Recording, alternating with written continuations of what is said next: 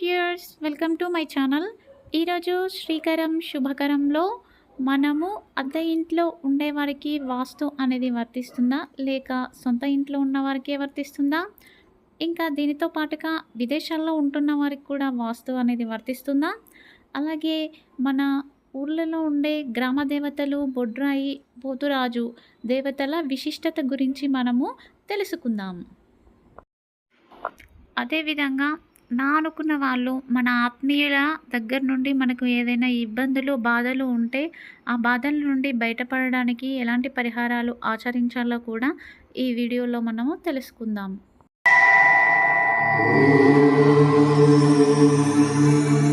శనివారం 12వ తేదీ జూలై నెల 2025 శ్రీ విశ్వావసునామ సంవత్సరం ఉత్తరాయణం గ్రీష్మ ఋతువు ఆషాఢ మాసం తిథి బహుళ విధియ రాత్రి 1:44 వరకు నక్షత్రం ఉత్తరాషాఢ నక్షత్రం ఉదయం 6:35 వరకు వర్జం ఉదయం 10:38 నుండి 12:15 వరకు దుర్ముహూర్తం ఉదయం 5:52 నుండి 7:36 వరకు రాహుకాలం ఉదయం 9 గంటల నుంచి 10:30 వరకు యమగండం మధ్యాహ్నం 1:30 నుండి 3 గంటల వరకు శుభ సమయాలు సాయంత్రం 5 గంటల నుంచి 5:50 వరకు ఈ రోజు ఉన్నటువంటి తిథి వార నక్షత్రాలను అనుసరించి కొనుగోళ్లకు, కంప్యూటర్ కోచింగ్లకు, దస్తావేజులు రాసుకోవడానికి, వైద్యపరమైనటువంటి సంప్రదింపులకు, అద్దె ఇల్లు మారడానికి కాలం అనుకూలంగా ఉంది.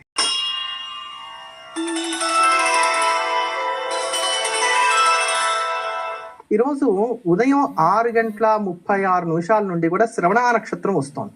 అంటే శ్రవణ నక్షత్రంతో కూడినటువంటి శనివారం ఉంది. ఈ శ్రవణ నక్షత్రంతో కూడినటువంటి శనివారం ఉంటే దాన్ని సర్వార్థ సిద్ధి యోగం అని అంటారు. అంటే ఏ పని అయినప్పటికీ కూడా ఈ సమయంలో కనుక ప్రారంభం చేసినట్లయితే అది సక్సెస్ అవుతుంది అని చెప్పాను.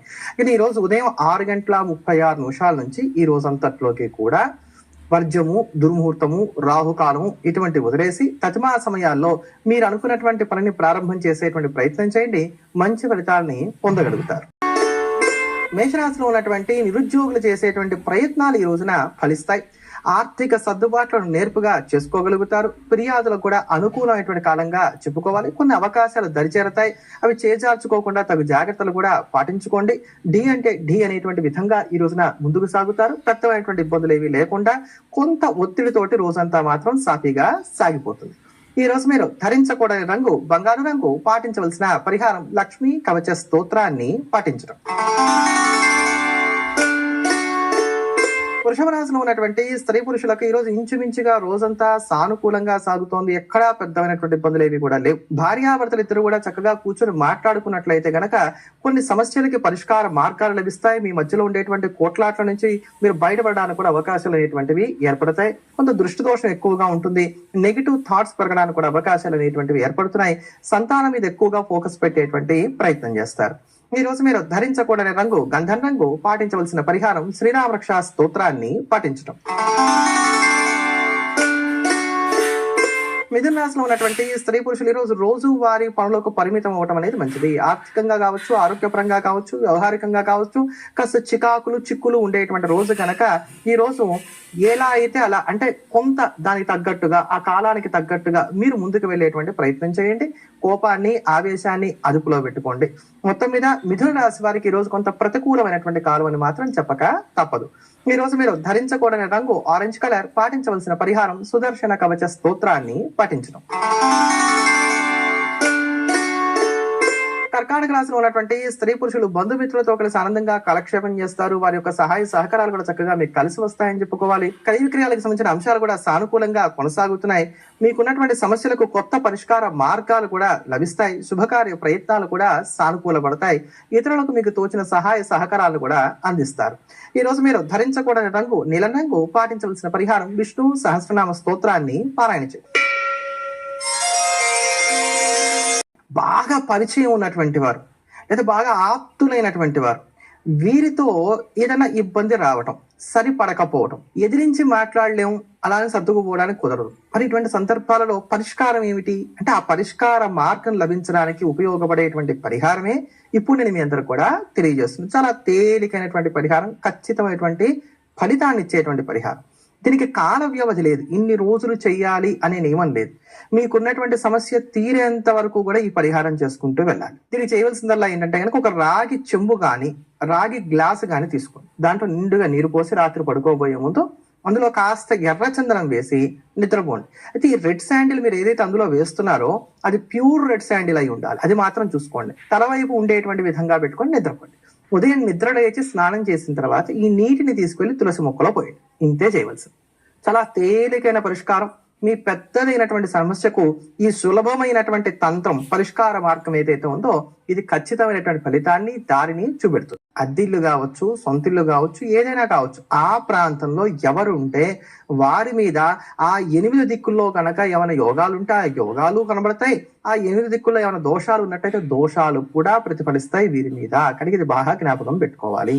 ఇప్పుడు ఆ ఇంట్లో ఒక పాము ఉందండి, ఓహో ఈయన ఇంటి యజమాని కాదు కదా అని చెప్పని కాటేయడం మానేస్తుందా? అక్కడ ఎవరు ఉంటే వాళ్ళు కాటేస్తుంది. అట్లానే అక్కడ ఏదైనా దోషాలున్నా వాళ్ళకు కూడా అన్వయింపబడతాయి. అందుకని అద్దెళ్ళు మారేటప్పుడు కూడా ఆ అద్దె ఇల్లు ఏ ముఖద్వారంలో ఉంది, ఆ ముఖద్వారం అనేటువంటిది మీ యొక్క జాతకానికి సరిపడుతుందా లేదా, అక్కడ ఉన్నటువంటి కనీస వాస్తు అంటే ఆగ్నేయం కావచ్చు, ఇట్లాంటి విదిక్కులు కావచ్చు, ప్రధానమైనటువంటివి ఏవైతే ఉన్నాయో ఇవి కనీసంగా అనుకూలంగా ఉన్నాయా లేవా, ఇవన్నీ కూడా సరిచూసుకునేటువంటి ప్రయత్నం చేయాలి.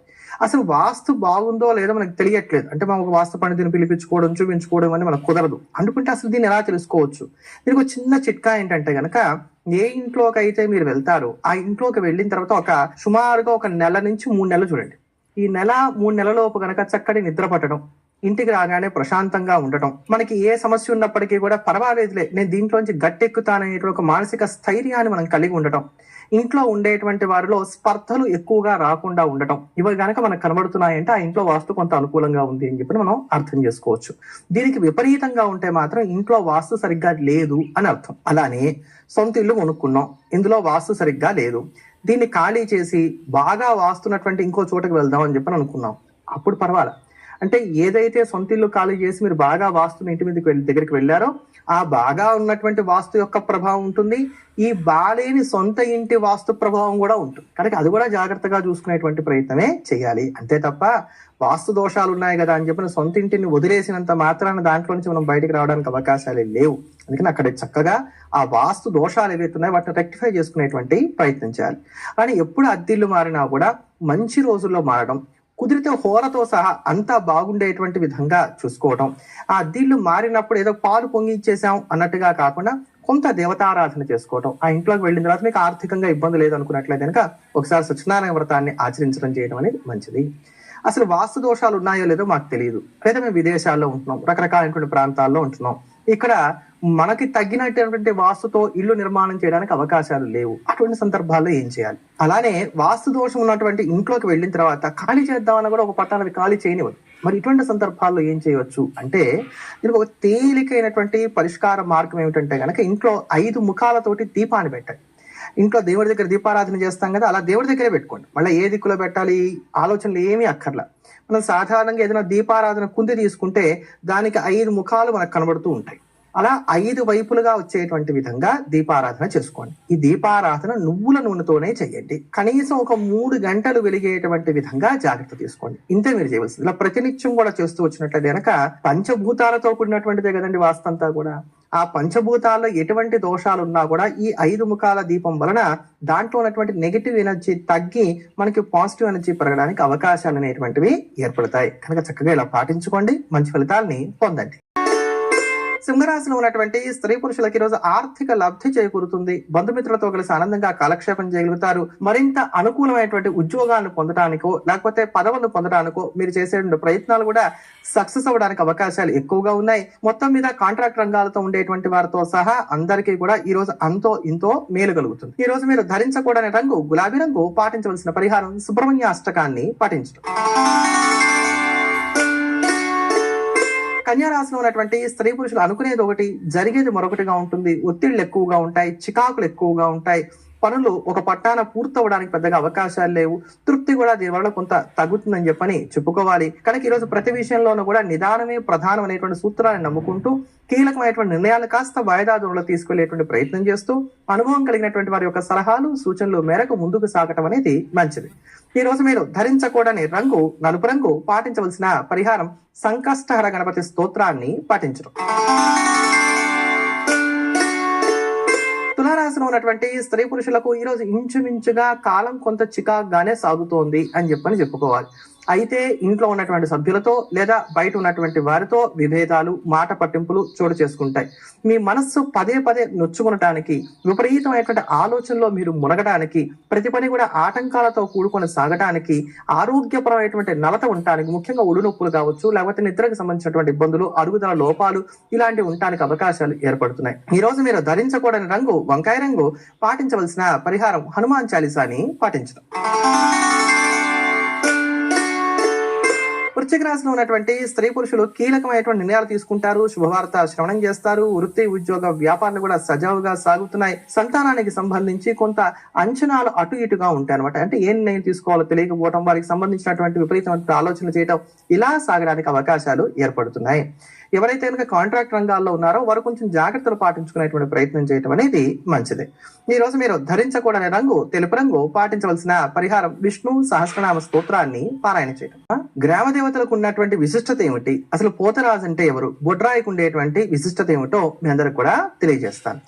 బొడ్రాయి లేనటువంటి ఊరు ఉండదు అనేటువంటి నానుడి మనం వింటూ ఉంటాం. అలానే ఎవరైనా కదలకుండా అలా కూర్చున్నారనుకోండి, మనం ఏమంటాం, బొడ్రాయిలా కూర్చున్నావు అని చెప్పని అంటాం. అంటే ఇది కదలకుండా ఎప్పుడు కూడా స్థిరంగా ఉండేటట్టుగా దీన్ని ప్రయత్నం చేస్తారు.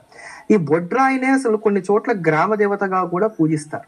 అసలు ఏదైనా ఒక గ్రామాన్ని మనం ఏర్పాటు చేద్దాం అనుకున్నప్పుడు దాని సరిహద్దులు నిర్ణయం చేసుకొని ఆ సరిహద్దులకు మధ్యలో ఉండేటువంటి నాభి స్థానం ఏదైతే ఉంటుందో ఆ నాభి స్థానంలో ఒక శిలను నాటుతారు లేదా ఆ శిలని స్థాపన చేస్తారు. దీన్ని శంకుస్థాపన శిలగా మనం భావన చేయొచ్చు.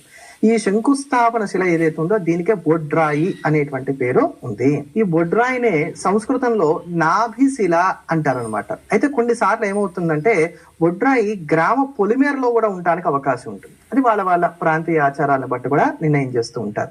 ఈ బొడ్రాయి ఎదురుకుండానే గ్రామ దేవత ఉంటాం కానీ, లేకపోతే బొడ్రాయినే గ్రామ దేవతగా భావించడం కానీ చేస్తూ ఉంటారు. ఈ బొడ్రాయి ఎలా ఉండాలి, దీని యొక్క ప్రమాణం ఏమిటి, పైన ఎన్ని పలకలుగా ఉండాలి, కింద ఎన్ని పలకలుగా ఉండాలి, పైన ఉండేటువంటి లింగాకారం ఎలా ఉండాలి, దీని అందరికీ కూడా కొలతలు ఉన్నాయి. ఆ ప్రకారంగానే దీన్ని ఏర్పాటు చేస్తారనమాట. ఒకవేళ ఊరు పెరిగింది లేదా బొడ్రాయి లోపలికి కృంగిపోయింది లేదా మనకి మిగతా ప్రాంతం అంతా ఎత్తు మీదకి వెళ్ళిపోయింది, బొడ్రాయి బాగా కిందకుంటోంది అనుకున్నప్పుడు మళ్ళీ వీటిని తీసి మళ్ళీ పునఃప్రతిష్ఠ చేయడానికి కూడా మనం గమనిస్తూ ఉంటాం. ఎప్పుడైనా సరే ఊళ్ళో ఏదన్నా సరే ఒక పెద్దదైనటువంటి కార్యక్రమం ప్రారంభం చేద్దాం అనుకున్నప్పుడు ఆ ఊర్లో ఉండేటువంటి పెద్దవాళ్ళందరూ కూడా కలిసి పూజారిని ముందుగా పెట్టుకొని ఈ బొడ్రాయి మీద కాస్త నూనె పసుపు వేసి నమస్కారం చేసి తర్వాత కార్యక్రమాన్ని ప్రారంభం చేయడానికి ఇప్పటికి కూడా మనం చూస్తూ వస్తాం అనమాట. కానీ ఈ బొడ్రాయి లేదా బొడ్రాయి దగ్గర ఉండేటువంటి గ్రామ దేవత అనేటువంటి వాటిని మనం ఎలా భావించాలంటే, మనకి ఇంట్లో ఎవరన్నా ఒక పెద్దవారు ఉన్నారనుకుందాం, వారిని మనం ఏం చేస్తాం, అన్నిటికీ పెద్ద దిక్కుగా భావించి సలహాలు సూచనలు తీసుకుంటూ ఇంట్లో ఏ శుభకార్యం చేయాలన్నా ముందు వాళ్ళ యొక్క సంప్రదింపులతోటి వాళ్ళ యొక్క ఆశీర్వచనంతో మొదలు పెడతాం. అలానే మనం ఏదైనా ఇంకొక కొత్త ప్రాంతానికి వెళ్తున్నాం, ఈ గ్రామం నుంచి మరో కొత్త ప్రాంతానికి వెళ్తున్నాం, లేదా ఇంట్లో ఏదైనా ఒక శుభకార్యం చేసుకుంటున్నాం అనుకున్నప్పుడు ముందుగా గ్రామదేవత దగ్గరికి వెళ్ళి, అమ్మా నేను ఇలా ప్రయాణం చేస్తున్నాను, నేను క్షేమంగా మళ్ళా తిరిగి గ్రామానికి వచ్చేటట్టుగా చూడు, నేను వచ్చేంత వరకు కూడా మా ఇంటిని కాపాడు, మా ఇంట్లో ఉన్నటువంటి వారిని కాపాడు అని చెప్పి నమస్కారం చేసుకోవాలి. శుభకార్యం చేయదలుచుకుంటే, అమ్మా నేను ఈ శుభకార్యం తలబెట్టాను, చక్కగా ఇది జయప్రదంగా సాగేటట్టుగా చూడు తల్లి, నా ఇంటికి వచ్చేటువంటి అతిథులతో సహా ఎవరికి ఎటువంటి ఇబ్బందులు కూడా రాకూడదు అని చెప్పి ఆ గ్రామదేవతకి నమస్కారం చేసుకుని తర్వాత కార్యక్రమాలు చేస్తూ ఉంటారు. గ్రామదేవతల దగ్గర ఒక అద్భుతమైనటువంటి లక్షణం ఉంటుందండి. మీరు ఏదైనా మొక్కుకున్నారనుకోండి, ఆ మొక్కు మర్చిపోయారనుకోండి, వీళ్ళు కల్లో కనబడి చక్కగా మనకి జ్ఞాపకం చేస్తారు. ఒరే నాకు గాజులు వేయిస్తాన్నావుగా, ఇంకా గాజులు వేయించలేదే అని చెప్పని ఏదో ఒక ముత్తైదు రూపంలో వచ్చి అడగడము ఇట్లాంటివి చేస్తూ ఉంటారనమాట. అలా మనం ఏదన్నా ఒకవేళ మర్చిపోయినా మొక్కుకున్న మొక్కు జ్ఞాపకం చేసి మరి ఆ మొక్కుని తీర్చుకునేటువంటి విధంగా తయారు చేసి మనకి సమస్తమైనటువంటి శుభాలను కూడా చేకూర్చేటువంటి వారు గ్రామ దేవతలు. ఎందుకని వీరికి సంవత్సరానికి ఒక మారైనా సరే జాతర అనేటువంటి పేరుతో వారికి ఉత్సవాన్ని నిర్వహించి వారు సంతృప్తి పడేటువంటి విధంగా నైవేద్యాన్ని సమర్పిస్తారు. వీటినే కొన్ని ప్రాంతాల్లో బోనాలు అనేటువంటి మాటతోటి కూడా మనం వింటూ వస్తాం. ఉదాహరణకి రేపటి రోజున లష్కర్ బోనాలు అంటే సికింద్రాబాద్ లో ఉన్నటువంటి ఉజ్జయిని మహంకాళి అమ్మవారి యొక్క దేవస్థానంలో విశేషంగా ఈ ఉత్సవాన్ని నిర్వహిస్తారు. ఇలా సంవత్సరానికి ఒక మారు ఉత్సవాలు నిర్వహించడం వలన ఆ యొక్క సంవత్సరం అంతా అంటే మళ్ళా తిరిగి సంవత్సరం వచ్చేంత వరకు కూడా ప్రజలందరూ కూడా క్షేమంగా ఉంటారని, పాడి పంటలు బాగా పండుతాయని, వానలు బాగా పడతాయని చెప్పని, అంటు వ్యాధులు లాంటివి ప్రబలకుండా అందరూ కూడా ఆయుర ఆరోగ్యాలతోటి వర్ధిల్లడానికి అవకాశం ఏర్పడుతుందని చెప్పని దీనికి ఉన్నటువంటి నమ్మకం అన్నమాట. అంటే ఇలా చేయడం వల్ల ఇలా అన్నీ కూడా కలుగుతాయనేటువంటి నమ్మకం. ఇలానే ఈ సందర్భాలలో అంటే బొడ్రాయితో పాటుగా పోతరాజును పూజించడం కూడా మనకు కనబడుతూ వస్తుంది. మరి పోతరాజు ఎవరు అంటే వీరభద్రుడే పోతరాజు అని కొంతమంది చెప్తుంటారు. జానపద కథలు గనక మనం జ్ఞాపకం పెట్టుకొని చూసుకున్నట్లయితే ఈ జానపద కథల్లో ఏం చెప్తారంటే ఒకసారి పార్వతీదేవికి ఒక కోరిక కలిగింది, సంతానం కావాలి అని. అప్పుడు పార్వతీ పరమేశ్వరులకి 7 ఆడపిల్లలు పుట్టారు. వీరు కూడా 7 అక్క చెల్లెళ్ళు, వీళ్ళే గ్రామ దేవతలు అని చెప్తున్నారు. అప్పుడు పార్వతీదేవి పరమేశ్వరుని అడిగిందిట, వీళ్ళకి రక్షకుడిగా ఎవరన్నా ఒక మగపిల్లవాడు కూడా ఉంటే బాగుండు అని చెప్పని పరమేశ్వరుని అడిగింది. అప్పుడు ఏర్పాటు చేయబడినటువంటి వాడు ఈ పోతరాజు. ఇతను కూడా పార్వతీదేవి యొక్క సంతానమే, శివుడి యొక్క అంశతో జన్మించినటువంటి వాడు. అందుకే ఈయన రక్షణ ప్రధానంగా ఉంటాడు.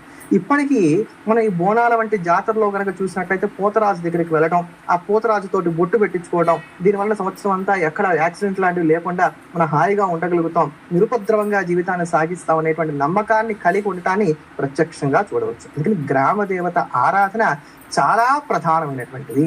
మీ ఇంటి ఇలవేల్పుని ఎలా ఆరాధన చేస్తారో అలా గ్రామ దేవతలను కూడా ఆరాధన చేసినట్లయితేనే సమస్తమైనటువంటి శుభాలు కూడా కలుగుతాయి. ధనుసు రాశిలో ఉన్నటువంటి స్త్రీ పురుషులకు ఈ రోజు మధ్యస్థమైనటువంటి ఫలితాలు గోచరిస్తున్నాయి. ఖర్చులు ఎక్కువగా ఉంటున్నాయి కనుక ఆ ఖర్చులు వృధా ఖర్చులు కాకుండా ఉండేటువంటి విధంగా జాగ్రత్త తీసుకోండి. ఎదుటి వారు చెప్పేది ఆశాంతం విన్న తర్వాత నచ్చితే సమాధానం చెప్పండి, లేదా ఊగుట్టి అక్కడి నుంచి వెళ్ళిపోండి. అంతే తప్ప ప్రతి దాంట్లోనూ కూడా నిరూపణ చేసుకోవాలి అనేటువంటి ప్రయత్నం మాత్రం చేయకండి. సౌకర్యాలు ఉన్నప్పటికీ వాటిని అనుభవించడానికి ఉపయోగించుకోవడానికి అవకాశాలు కొంత తక్కువగా ఉన్నాయి. ఒళ్ళు నొప్పుల వంటివి బాధిస్తాయి. ఈ రోజు మీరు ధరించకూడని రంగు ఎరుపు రంగు. పాటించవలసిన పరిహారం శివ కవచ స్తోత్రాన్ని పాటించడం. మకర రాశిలో ఉన్నటువంటి స్త్రీ పురుషులు నూతనోత్సాహాన్ని కలిగి ఉంటారు. భార్యాభర్తల మధ్యలో ఉండేటువంటి సఖ్యత పెరగడానికి అవకాశాలు ఏర్పడుతున్నాయి. శుభవార్త శ్రవణం చేస్తారు. శుభకార్యాలకు అంశాలు కూడా సానుకూలంగా కొనసాగుతున్నాయి. విద్యార్థులకు కూడా యోగదాయకంగా ఉంది. వాహనానికి సంబంధించి కొన్ని నిర్ణయాలు కూడా తీసుకోవడానికి అవకాశాలు లేకపోలేదు. ప్రయాణాలు కూడా లాభసాటిగా సాగుతున్నాయి. మొత్తం మీద స్వయంకృత అపరాధాలు చోటు చేసుకున్నంత వరకు మకర రాశి వారికి ఈరోజు బేషుగ్గా ఉంది. ఈ రోజు మీరు ధరించకూడని రంగు చిలక ఆకుపచ్చ రంగు. పాటించవలసిన పరిహారం అర్జునకృత దుర్గా స్తోత్రాన్ని పాటించడం. కుంభరాశిలో ఉన్నటువంటి స్త్రీ పురుషులకి ఈరోజు శ్రమ ఎక్కువగా ఉంటుంది. ఫలితాలు కొంచెం తక్కువగా ఉంటున్నాయి. పరిస్థితులకు అనుగుణంగా మీ యొక్క ఆలోచన విధాలను మార్చుకుంటూ ముందుకు వెళ్ళినట్లయితే ఈరోజు నువ్వు సక్సెస్ అందుకోవడానికి అవకాశాలు అనేటువంటివి ఏర్పడతాయి. ఊహించినటువంటి ప్రయాణాలు, ఊహించినటువంటి పనులు చేయవలసినటువంటి స్థితిగతులు, బాధ్యతలు కాస్త పెరగడం, ఎదుటివారు అర్థం చేసుకోకపోవడం, ఇలా ఇంచుమించుగా రోజంతా కూడా మీ ఇష్టాలకి కాస్త వ్యతిరేకంగా సాగడానికి అవకాశాలు ఏర్పడుతున్నాయి. ఈ రోజు మీరు ధరించకూడని రంగు పసుపు రంగు. పాటించవలసిన పరిహారం దుర్గా ఆపదోద్ధారక స్తోత్రాన్ని పాటించడం. తదుపరి మీనరాశి. మీనరాశిలో ఉన్నటువంటి స్త్రీ పురుషులకు ఇంచుమించుగా ఈ రోజు ఉన్నటువంటి కాలం అంతా కూడా చాలా చక్కగా సహకరిస్తోంది. ఎక్కడా పెద్దమైనటువంటి ఇబ్బందులు లేవు. ఎదుటి వారికి ఉచిత సలహాలు ఇస్తారు, దేవాలయాన్ని సందర్శిస్తారు, కాస్త విశ్రాంతిని తీసుకోవాలి అనుకునేటువంటి విధంగా మీ ఆలోచనలు సాగుతాయి. స్నేహాలు కూడా ఉపకరిస్తాయి. స్నేహాలు మరింతగా విస్తరిస్తాయి. ఈ రోజు మీరు ధరించకూడని రంగు బూడిద రంగు. పాటించవలసిన పరిహారం దత్తాత్రేయ వజ్ర కవచ స్తోత్రాన్ని పాటించండి. ఇదండి ఈరోజు శ్రీకరం శుభకరం ఎపిసోడ్. అందరూ ఈ పరిహారాలను పాటించండి. జై గురుదత్త.